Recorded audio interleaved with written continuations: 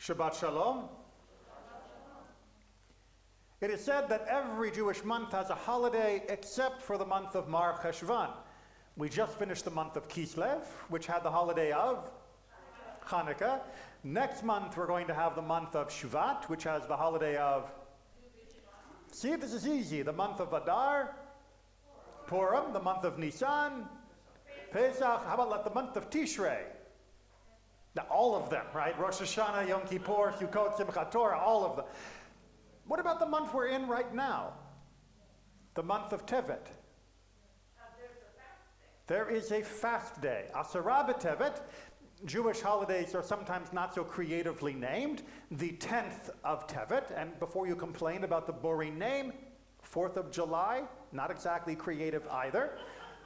Asara b'Tevet is coming up on Tuesday, and it is a minor fast day. It doesn't mean it's less important. It means that the rules for fasting extend from sunup to nightfall. And it's only during the middle of that period that we are fasting. And indeed, even in the modern world, there are some who argue with the reestablishment of the State of Israel that those fast days are in hiatus anyway.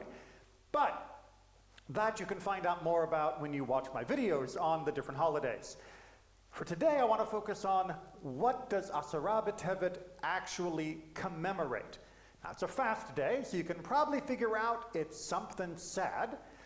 But what are we mourning on Asara b'Tevet? Why was this a fast day marked in the Tanakh itself, not later, but all the way back in the Bible itself? I'll give you a hint. It's a set. It was the first of a set of fast days.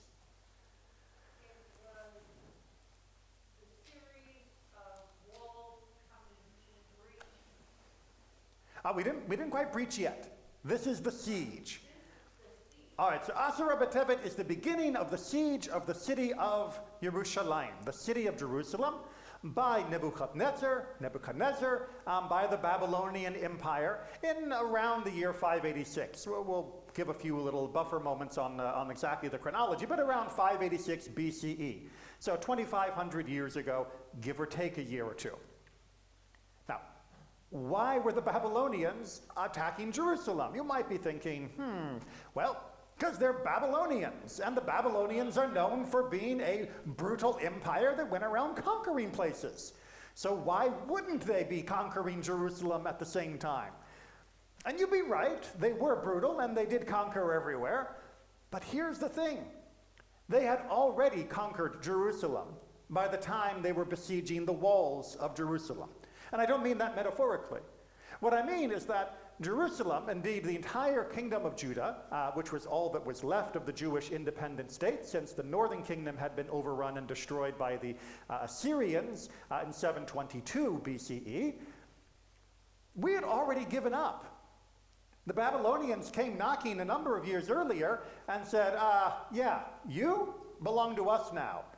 And we went, okay, I guess we belong to you now because you're enormous and we'd rather not be overrun. Now, we didn't belong. We paid tribute. We gave them, a lump sum cash and then they would leave us alone. That was the deal. But someone told us we could get a better deal. Someone in a very loud plaid jacket came up knocking on our southern door and said, hey, Judea, you want a deal? I can get you out of paying that tribute to the Babylonians. Here's what you got to do. You and me, we're going to be best buddies, and we're going to go tell those Babylonians they can't get away with it anymore, and they can take their tribute and shove it. These people were called the Egyptians. They probably spoke with a slightly different accent and maybe wore a slightly different outfit, but the idea was the same. They promised us that if we made an alliance with them against the Babylonians, because the Egyptians wished to project their power into our area and stop the Babylonian spread, that they would be on our side, and they would be right there with us, right behind us as we were in the front line dealing with the Babylonians. And the people of Judea bought it. Said, great, all right, you Babylonians, you can't push us around anymore. And the Egyptians didn't show up.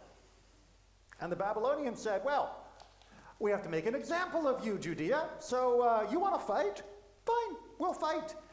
And that led to the eventual siege of Jerusalem to get back to our Asara B'Tevet. Everybody with the story so far? All right, so the siege begins on this 10th day of the month of Tevet, and that is the first in the cycle of the fast days. The next one we fast forward goes to Shiva Asar B'Tammuz, the 17th day of the Hebrew month of Tammuz, which is in early summer, and that is when the walls are breached.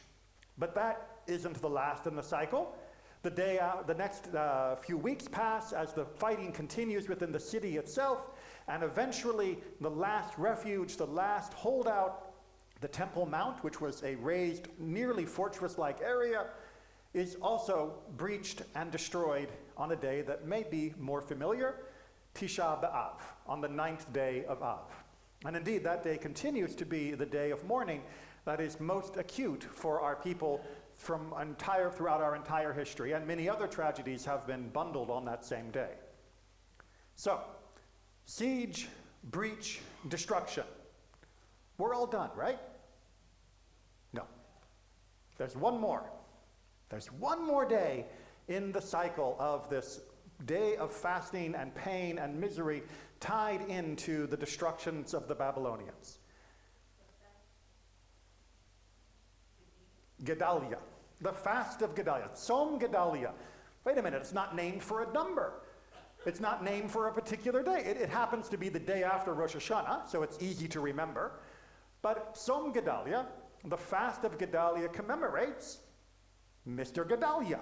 It commemorates a guy by the name of Gedalia. Why are we thinking about him?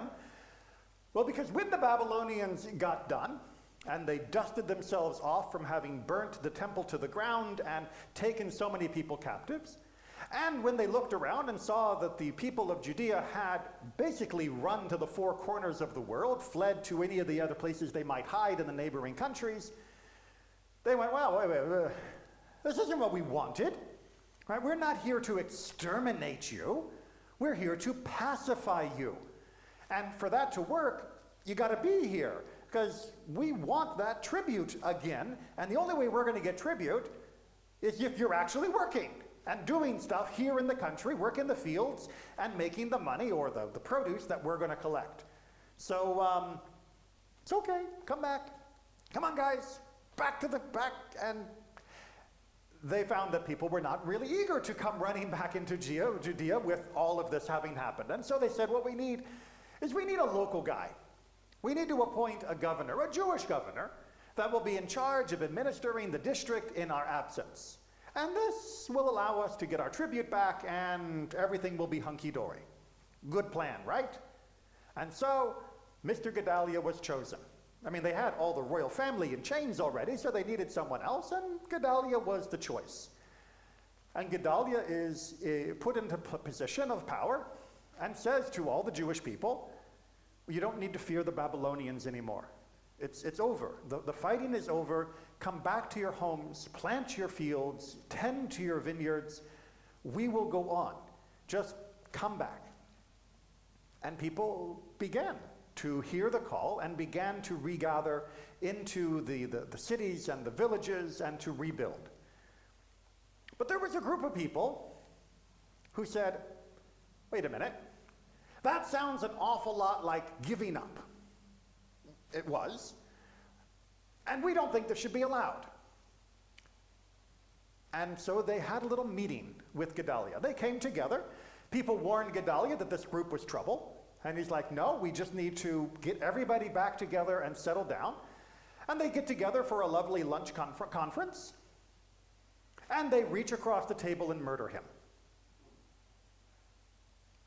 Lovely Jewish terrorists. They assassinate him. They assassinate him for working with the enemy. They assassinate him for daring to be a puppet, if you will, of the Babylonian Empire. They assassinate him to stop the idea that maybe the battle is over and we should stop fighting. And the Babylonians turn their armies around and say, oh, you still haven't learned your lesson, have you? Fine. And crush the rest of the nation and drag the vast majority of our people off into captivity, slavery, and exile in Babylon. and send thousands and thousands of other people running as refugees to all of those other countries from which they never return. This was the beginning of the exile. Not the breach, not the siege of the walls, not the breach of the walls, not the burning of the temple. Those were not the beginning of our exile and captivity in Babylon. It took an act of Jewish terrorism to begin that. It took an assassination by our people of one of our people to begin our exile. As I mentioned earlier, we are our worst enemy. The Babylonians, they're a force of nature. The prophets say that it's a storm coming, but we had a choice of how we would weather that storm. And we chose wrong,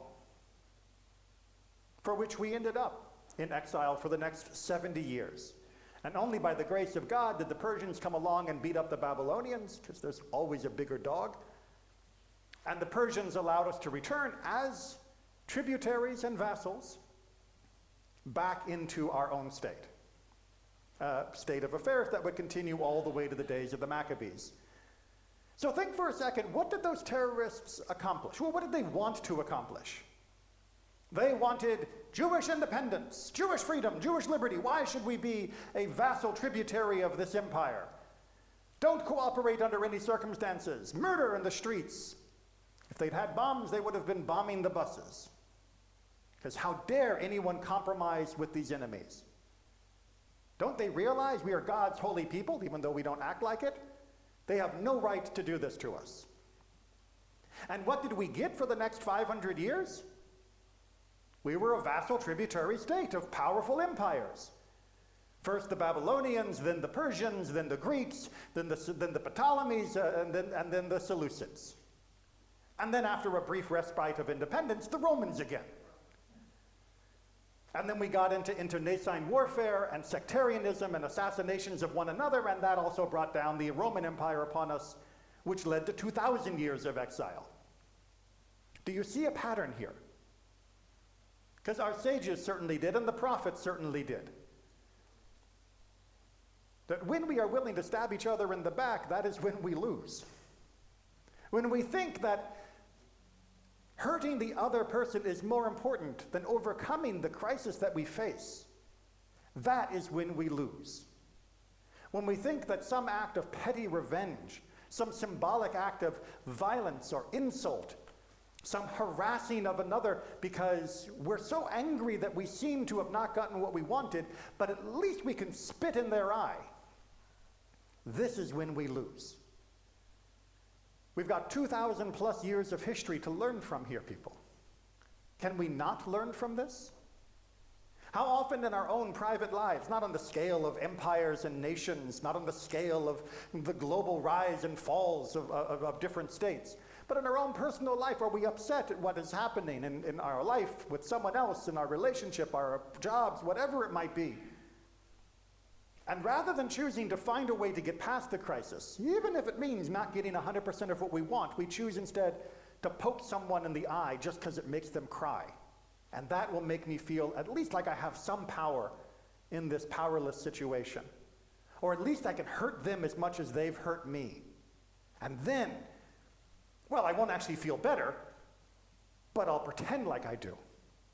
If I can make them angry, if I can make them cry, then it gives me this illusion of control. It gives me this illusion of power because I don't feel like I have any normally. But of course the problem is, it just makes it worse. It may not be the Babylonians turning around to stomp on us, but it could mean that you now have a poisoned well of a relationship with a loved one, with a former friend, with your workplace, with your neighbors.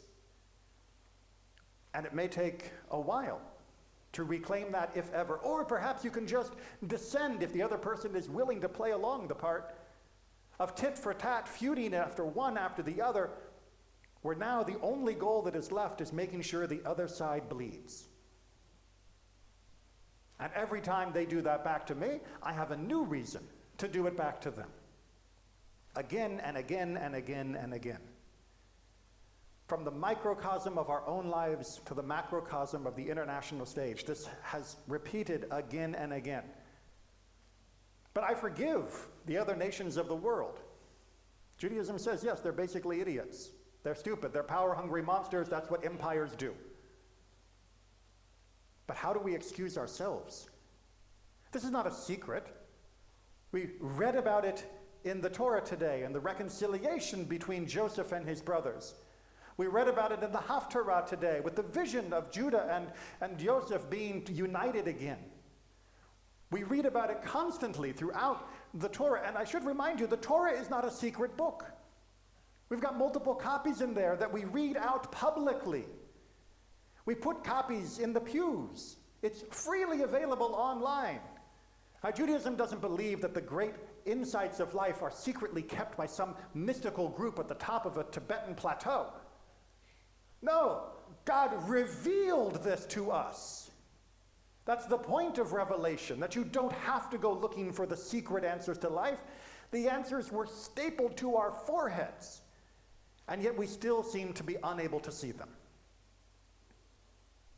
Because at the moment, when we are angry, when we are hurt, when we are afraid, lashing out feels good. And that's what the Torah tried to tell us not to do. So ask yourself, how long will you continue to do that? How long will you allow someone else to provoke you? How long will you allow someone else to control you? How long will you seek petty revenge, petty acts of retaliation, moments where you can feel that little thrill of triumph by making someone else cry? How long will that be your measure of success, rather than looking at the gift of life and saying, how can I make this more beautiful? How can I make my life better? Because it doesn't involve any of that. So on these days when we mourn for the siege of Jerusalem, the breach of Jerusalem, the destruction of the temple, and the murder of Gedalia, we're not just commemorating historical events, distant acts of the past. We are commemorating the tragedies that continue to unfold on both the small and macro scale, day after day after day, and not merely to commemorate them, but to learn to avoid them. Because ultimately, it wasn't Babylon that brought us down. It was a few people. And that's it. And it's a few people that can stop it. Shabbat Shalom.